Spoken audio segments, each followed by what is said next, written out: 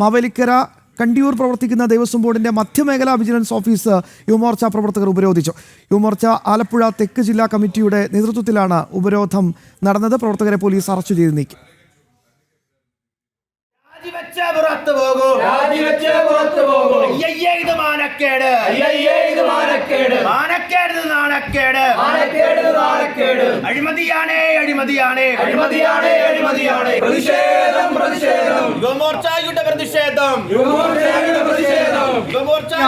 കേരളമെമ്പാടും യുവമോർച്ചയുടെയും BJP-യുടെയും സംഘപരിവാർ സംഘടനകളുടെയും ഒക്കെ ആഭിമുഖ്യത്തിൽ, ഹൈന്ദവ സംഘടനകളുടെ ആഭിമുഖ്യത്തിൽ ശക്തമായി തന്നെ പ്രതിഷേധം ഇരമ്പുകയാണ്.